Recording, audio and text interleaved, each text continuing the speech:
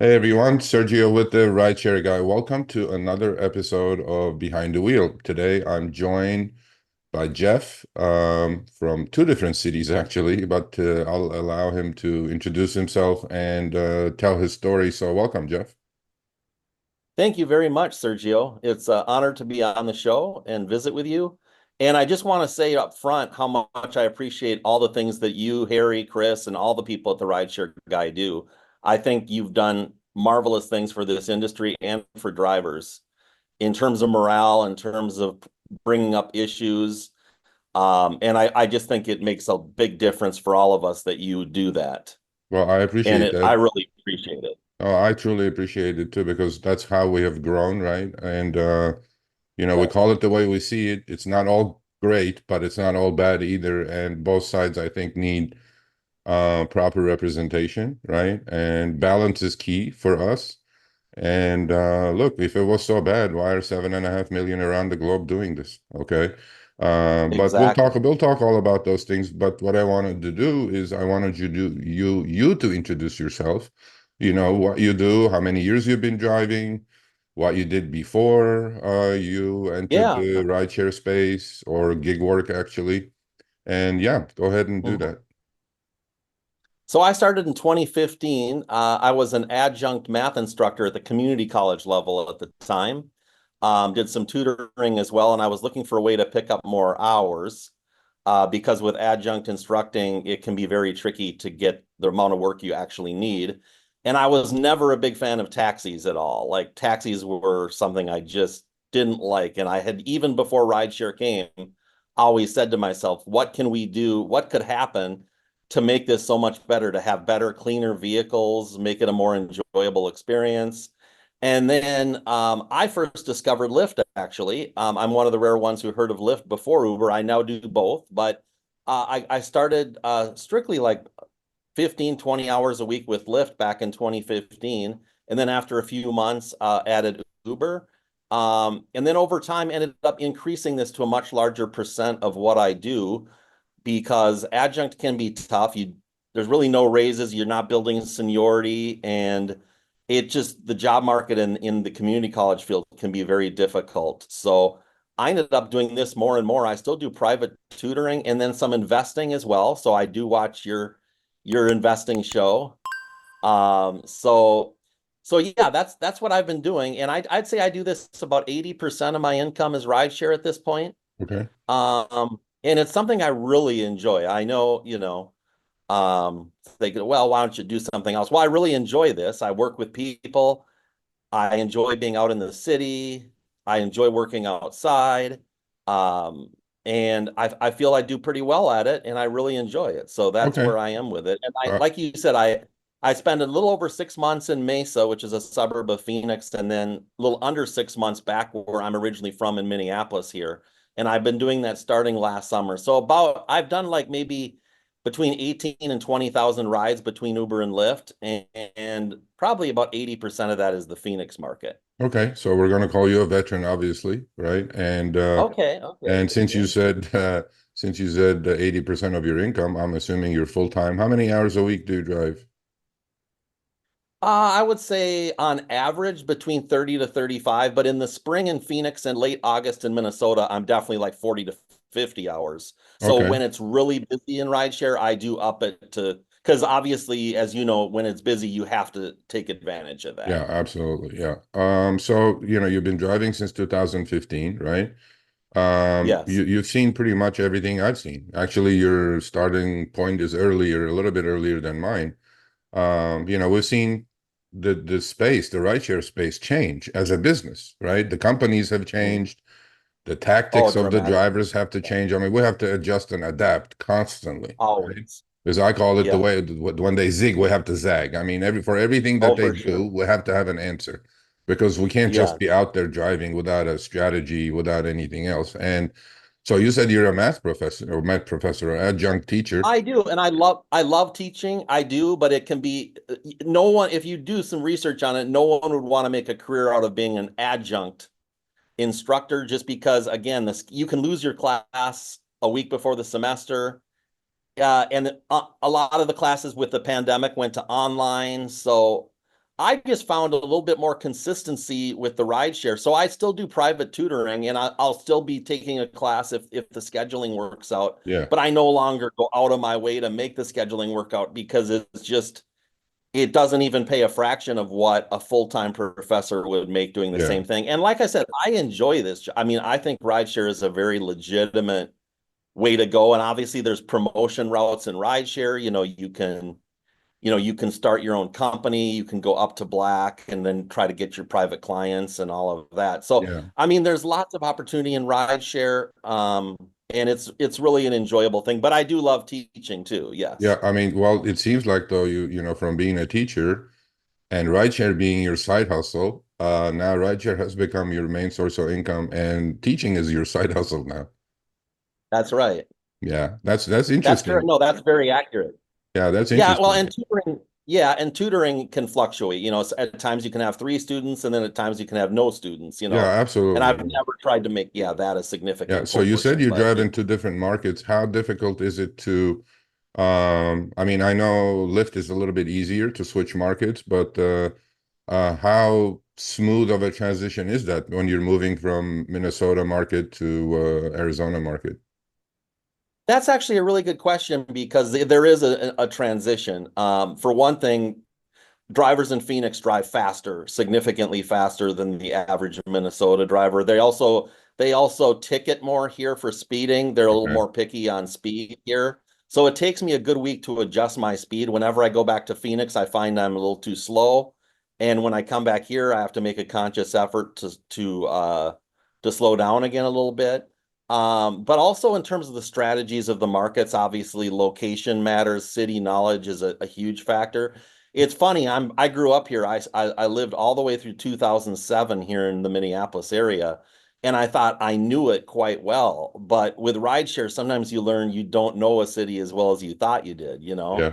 And Yeah. so Minneapolis, I definitely am not quite as knowledgeable, even though I'm from here, as I am in Phoenix, having lived there 10 years, Yeah. full time, and then now a split time. But yeah, there is an adjustment, and you kind of have to, it takes a good week or two to kind of remind yourself of specific strategies that are city specific and the differences at the airport, and all of that. Yeah. Yeah. And then And there's different rules even. how about as far as paperwork is concerned, like, Uber and Lyft, like let's say you just drove from Minnesota to Arizona, you pop the app on, is it working for you or do you have to do some extra stuff for it? It's varied every time I've done it. There's a new twist to it. And Okay. honestly, sometimes it takes up to a week to get fully switched over on both apps. Okay. The last time I returned to Phoenix, which was last November, it was as smooth as it's ever been. I got it done in like a day or two. Okay. But when I returned here to Minneapolis, it probably took me 6 to 7 days to get both apps running because they do change their ways of doing the switch Yeah. on both apps. And I haven't learned a pattern to use each time. I kind of have to adapt Yeah. and be patient. It can be frustrating because they seem to change the way they do that each time. Yeah, I mean that's one important thing that a lot of people, and I do read all the comments when we put out the videos. A lot of people say, quit doing this. They go get a real job. I'm like, okay, first of all, in what real job can you move from city to city and have a job immediately or Right. within 24 hours, right? Yeah. No, there's so many advantages to this. And I know you guys have talked about, the freedom. I mean, you have to be disciplined. Your bank account is your boss. It's not like people say you just drive whenever you want. We get passengers, oh, it must be nice. You just work when you want. Yeah, No, no, I tell them, no, that's not how this works. You yeah, got to be disciplined. You've got to have a schedule. You've got to work when it's busy. You've got to look at the bonuses.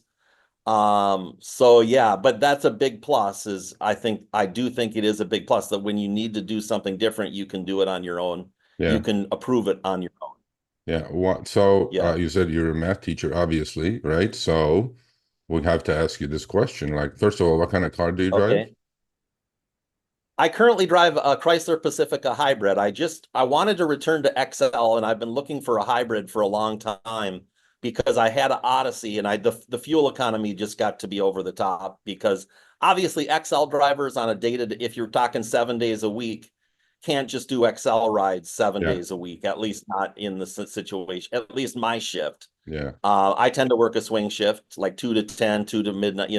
Yeah. 3 to, but so I was waiting and waiting to get into a vehicle, a hybrid, but the Siennas are so hard to find and they're quite expensive. Well, They I are. finally found a fleet Chrysler Pacifica hybrid that was priced reasonably. So I just started back doing XL. I can do Comfort maybe another year and a half, 2 years. Yeah. And then I do X and then Connect as well, but rarely Connect for the reasons, Yeah. you know why. So obviously, I mean, it's an older car, right? So most of the It depreciation is. is gone out of it.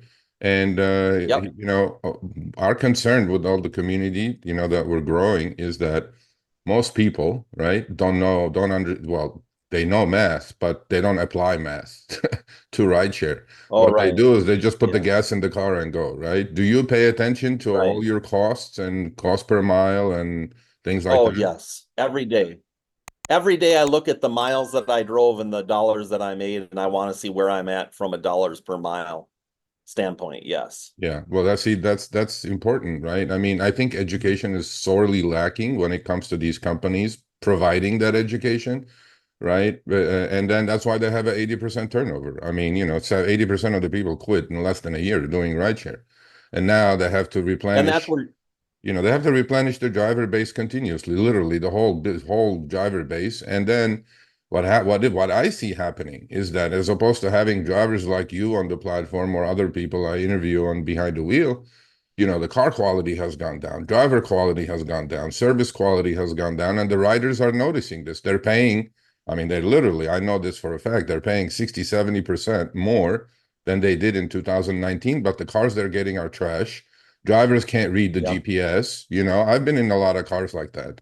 What do you say about that? That these companies with all this turnover, they're just scratching the bottom of the barrel these days. Oh, I agree. I mean, I get people all the time that take comfort rides that they don't even want to do X anymore because they've had too many. Most of the time X is great, but every now and then you get a driver that shouldn't be doing this. Like you said, they don't keep their car clean. Or one of my personal pet peeves is a passenger, because I use both apps as a passenger too, Yeah, is if I have luggage and they just pop the trunk and then there's stuff in the trunk. yeah, So I have to move their stuff. They don't even get out of the vehicle to help me, which is okay. I don't do it that way, but some drivers don't get out to help load luggage. I yeah, think they should, but they don't. But then they pop the trunk and then you've got to move their stuff around. So, and then like you said, you get in a vehicle that's not clean or there's gas. I mean, I got one time the trunk he had just filled it with, he had stopped to fill gas. So he had an empty gas can in the trunk. So you can imagine the smell there.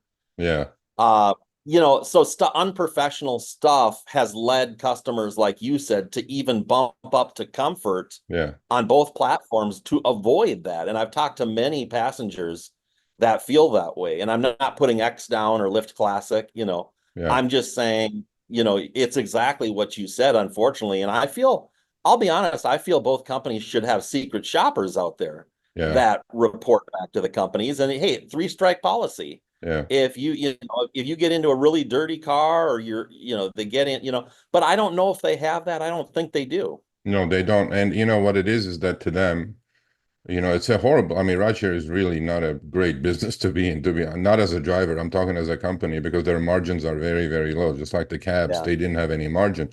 So with all their technology, they're trying to squeeze as much margin as they can out of a horrible business. But to them, it's quantity over quality, right? At their scale, like I just listened to Uber's last conference call, they did 2.8 billion trips in 3 months. It's 1.2 million trips per hour, 7 days a Right. week, 300. I mean, think about this. That I just How wonder can you that not the make? stuff Yeah, is I even know. I know. works half as good as it does. It's true. Yeah. It's So true. let's It's talk a very. little bit about, 2015. I call it on the show, the good, the bad, the ugly, right? Um, so you talk a little bit about that. You talk about your well, now 9 year experience as far as pricing, as far as your earnings, as far as your safety, as far as all these things. You tell me your experience of, of these issues, because as you know, right, both cities that you drive in have upfront fares, okay? And I mean, most drivers are under the impression that after upfront fares last 2 years, they're earning 20, 30% less. Now, that could be not just because upfront fares, because the incentives have been cut, right? Incentives are a huge part of the business, quests and Mhm. ride challenges and things like that. Oh But I yeah, want the to hear quests from have gone you, way down. as a Yeah. 9-year driver, what has your experience been?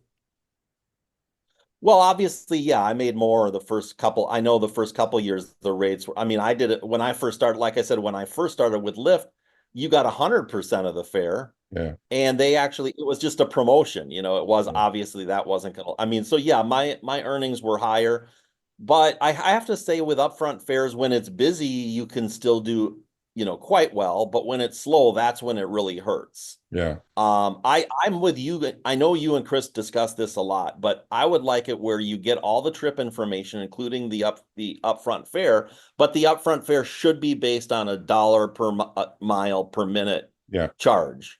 Like you guys say, you should be able to calculate it. It's yeah, just that they're showing you up front what the calculation is. I don't know if you remember Sidecar. They yeah, came around the same time. yeah, They had a very good model yeah, actually, and it was very predictive of the future because in the Sidecar app, you could actually set your own, pricing as a driver, and then the passengers were able to see yeah, the different prices for all the drivers in the area. They could favorite a driver. There's so many cool features the Sidecar app had that are turning out as over time as this evolves to yeah, be we're kind of going back to what Sidecar had in the first place. And they never actually came to Phoenix yeah, because, as you know, they didn't make it. yeah. But they actually had a wonderful app that really fulfills so many of the things people talk about. Yeah, I agree with you. So when you're talking about earnings, earnings is not everything, right? Now we're not just obviously we're out there to make money. I mean, that's the number one reason we're out there driving around, right? Putting thousands of miles on our cars. But in our email exchanges, you had mentioned something about the attitude that someone Yeah. has to have to be successful at this. And I'll give you the floor. I want you to educate our audience. Talk about it. Yeah, and that's what I really wanted to talk about. And I know you mentioned it on your show, Show Me the Money Club, that you were looking for someone to bring up something positive as kind of Yep. a thing that you wanted to hear more. And so I brought this up because you heard of the Pikes Place Market in Seattle? Absolutely. I've It's been that there. fish I've been market there where with they the salmon throw, fish throw. I've been there. Oh, very cool. Very cool. Well, I heard about it because one of my bosses back in the day showed us like a half hour promotion about it. And then we talked about it as a group and all of that. And it's always intrigued me. So whenever I pick up passengers from Seattle, I typically ask them about it. But, I recently saw a video and they talked about, four things. They said, be there, make their day, choose your attitude, and have fun. And I thought, wow, that would really describe what would be ideal in rideshare. Now, we know we've talked about some of the challenges with pay, but you got to put those aside when you're serving a passenger. They don't make the rules, they're not in the debate. They're there to get a ride, and they already know most passengers, a lot of them have some idea that there's this, loggerheads between how things should be done, but they're there to just get a ride. A lot of them would put a tip up front if they could. That's another pet peeve of mine. When are these apps going to have the ability for passengers to add an upfront tip? Yeah. I think that would make a difference. But setting all that aside, they just want to ride. And you're going to make your own day better and their day better if you have that attitude, that during the ride you're just going to like choose peace. You're not there to express frustrations about Uber or Lyft or any of your personal frustrations. You're just there to make they're paying for the ride. This is their time off. They're not working. So treat them, the way you'd want to be treated on your time off, be of service, and like I think those four things, be there, give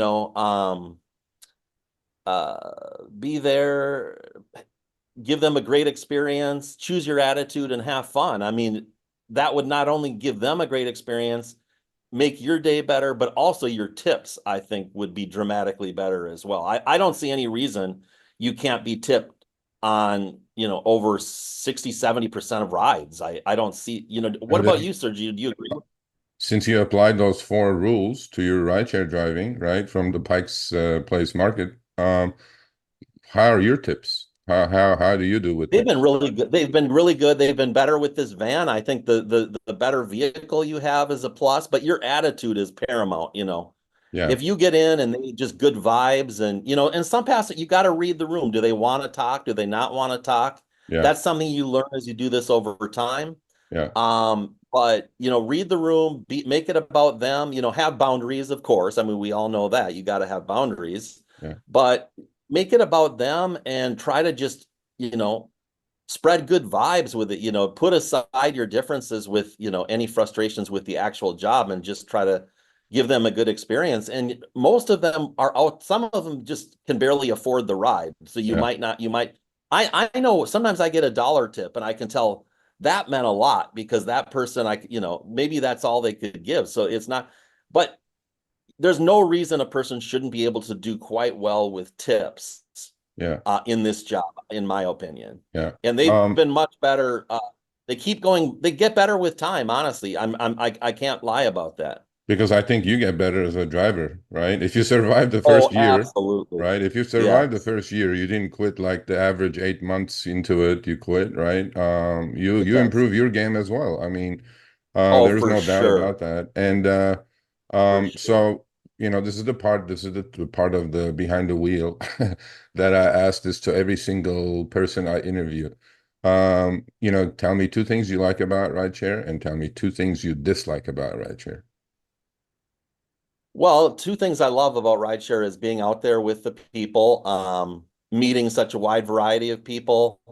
Um, and then the other thing would be just I love being out driving, seeing the city, taking in the events. I mean, the scenery. I mean, there's just so many experiences where I step back and I'm like, wow, I got to experience this because I do this job, or see this because I do this job, or meet this person, or, you know, every now and then I'm in a bad mood and I meet someone and they're like, oh, look at how cool they are, you know. Yeah. Every now and then it's just the opposite, you know. I try to do my best with the Pikes Place mentality, but I'm not perfect at it either. Yeah. So, And tell me two but things you yeah, I mean, dislike I about just it. think it's an adventure what we do. Let's face it. I heard one person say way back in the day on Facebook that they likened it to be a science officer on the Enterprise. Like it is an adventure. You know, you see so much and you can't predict any day Yeah. what you might You know run what I call into. rideshare? I call rideshare is like the Forrest Gump saying, right? It's a box of chocolates. You never know what you're gonna get. Yeah, exactly. And so I like that part about it. And it challenges me, you know, you're always thinking with the navigation and the times, and it's a good job. I would recommend it to anyone, honestly. It's a true adventure. Okay, and tell me two things you dislike about it. Well, I feel like we have a lack of say. Like I wish there were people we could talk to with support and express. Like I loved back when, so as I said, you know, back in the day, I think I don't John Green maybe or John Logan, Yeah, one of Logan Green. Lyft's, yeah, one of them would sit down weekly. This is back in when Lyft still had, you know, the pink mustache and all Yeah, of yeah, that on the front.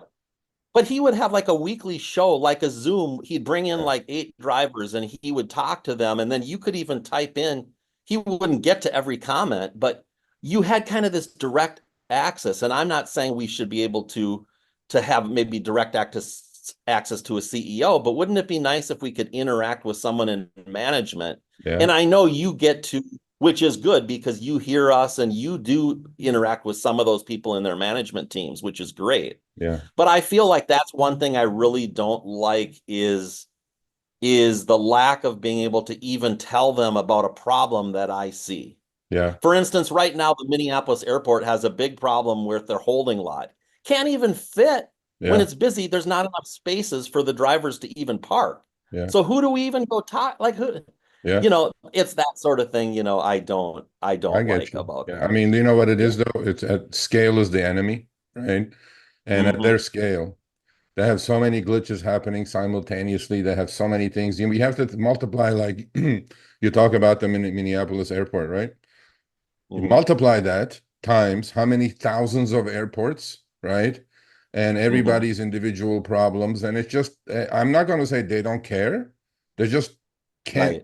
can't make it happen, right? And then But I do agree with you that being in touch with executives of the company obviously is my advantage because I'm actually my job is actually tougher than theirs because I'm between a hard place and a rock. Hard place is the You driver do amazing, community, and then the Sergio. rock is them. I'm like, it's really like a tightrope that I have to walk. But so we have a Yeah, couple and of you minutes do remaining. amazing. I mean, We have a yeah, couple of you minutes do remaining, amazing. and floor is yours. Give us advice, give us whatever comes. It doesn't have to be about rideshare in general, but obviously it's behind the wheel. So, give us the best advice you can to improve other rideshare drivers, attitudes and lives. Well, I think, like I also said in the email, I think that this is a job that you learn a lot. Like you grow as, if you take this job seriously and you really want to do well at it and you really are engaged with it, the very things we do, I think will make you a better person overall, just because there's so much social interaction. You're meeting such a wide variety of people. You're seeing the beautiful sides of cities. You're seeing the ugly sides. You're taking in so much sensory information in this job, and I just think anyone that sticks with this job long enough, I think it actually not only can you do well with it, but it can be great for you as a person too. Yeah, Just the experiences, the amazing experiences you get yeah, doing this. And then, like you said, it kind of teaches you like you're running your own business. So you have to take responsibility for your own bottom line, for your own vehicle, safety. I mean, there's a lot to think about with this job, and I think all of that is a wonderful endeavor for anyone. yeah. Well, here's Jeff. All the Jeffs I know are amazing, right? So we have Jeff, the Sunshine Man from, Yep. you know him if you watch the show. That was the From early one of the first ones you interviewed, Yeah, right? yeah, first ones. And Yeah, I remember him. Yes. from Yep. Charleston, Jeff from Florida, and Jeff last week's Jeff from the Bay Right. We Area, discussed that. and now Yeah. you, Jeff. I mean, all the Jeffs are the same, I think, when it comes to rideshare. That's funny. So I That's great. appreciate you doing this. I appreciate you giving our audience your time. I want you, here's again Jeff from two cities, Minneapolis and Mesa, Arizona. And Yeah. what better way to learn from a veteran like Jeff? I hope you all enjoyed this interview. And we'll definitely keep in touch. And please stay healthy and be safe out there. Thanks so much, Sergio. Thanks for watching this episode of Behind the Wheel on the Rideshare Guy. We've been doing these interviews for the past 6 months with very successful drivers from different cities around the nation. Click here for another episode. Make sure you subscribe and turn on all notifications for other episodes of Behind the Wheel as well as amazing content on our channel.